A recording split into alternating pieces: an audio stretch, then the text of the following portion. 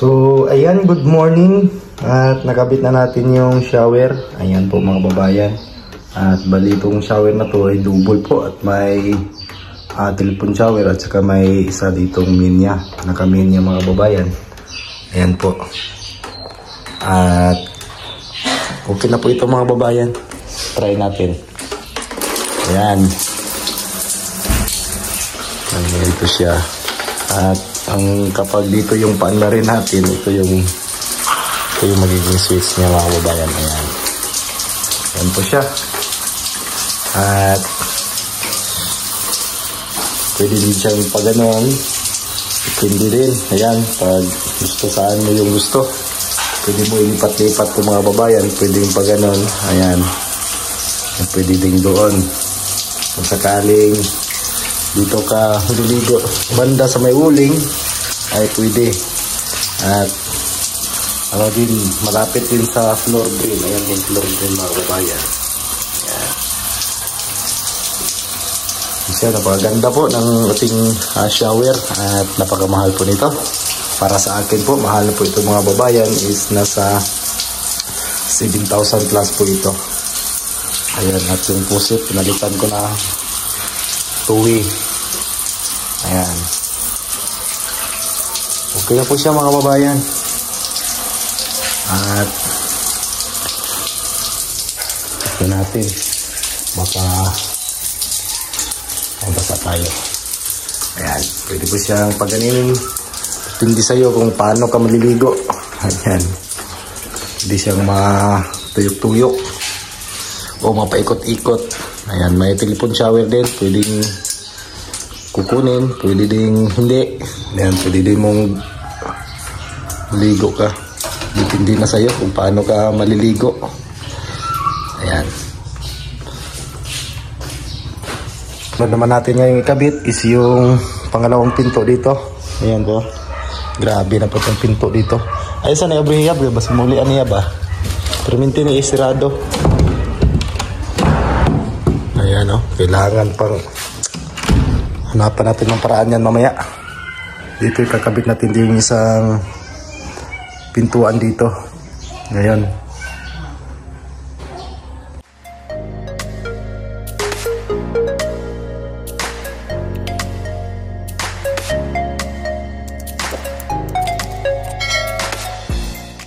So ayan, magandang tanghali po mga kababayan. At ito, naayos na natin itong isang pintuan dito sa kwarto.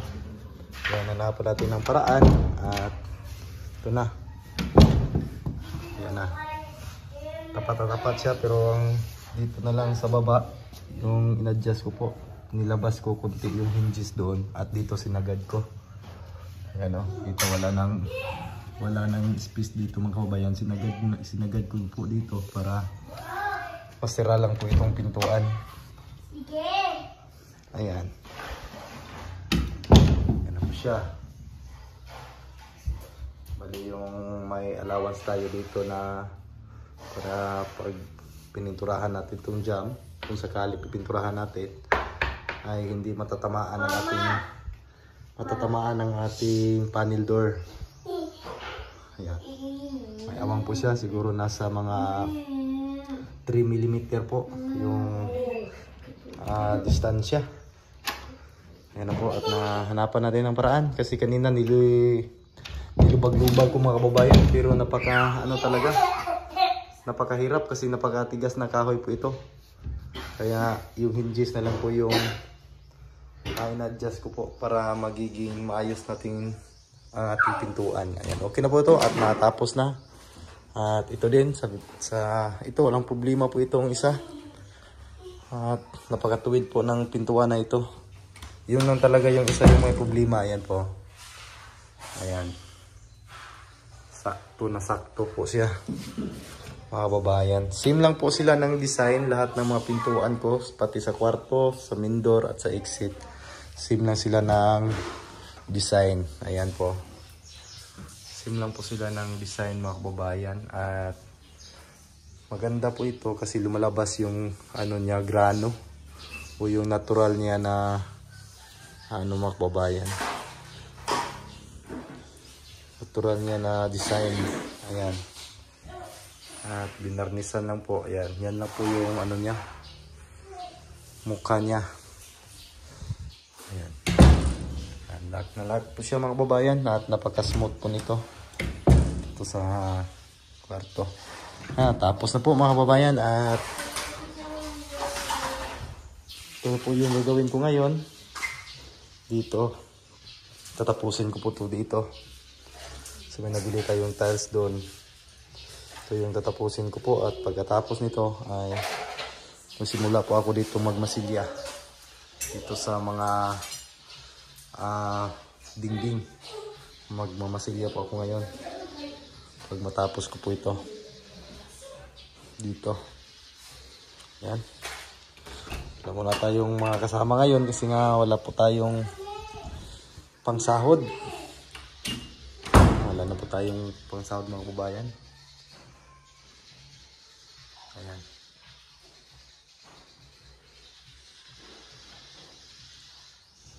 Si John Reed, okay na po. At salamat sa Panginoon. At nawala na yung lagnat.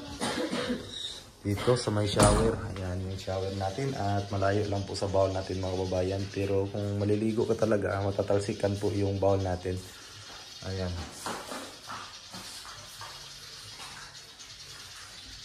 Yung shower. Pwede na po kayong maligo dyan. Ayan. Kisami pa tayo dyan. Dami pang gagawin dito. Marami pang gagawin. Ito, kakabit pa natin tong WPC natin. Dami pang mga tapusin dito mga babayan. Diyan hindi pa natapos. Pahuli na lang yan dyan para hindi tayo magulo yung isip natin na hindi tayo ma-stress sa mga gagawin. Dami kasing trabaho mga babayan, tapos tayo lang po.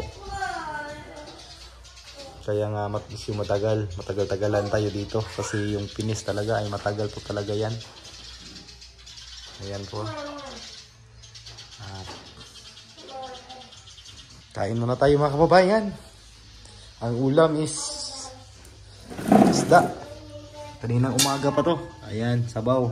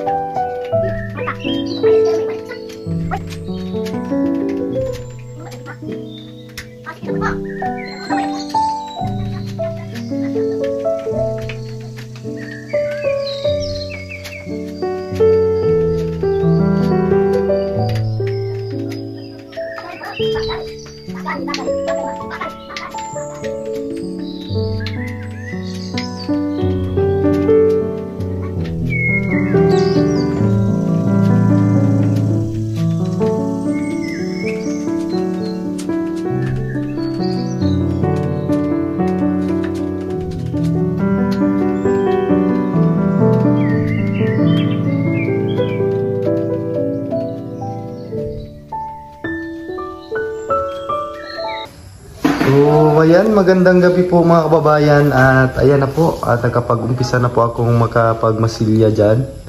Unahin ko po to dito mga kababayan na side. Pahuli ko tong sa mga kwarto at dyan. Basta ito yung mauna.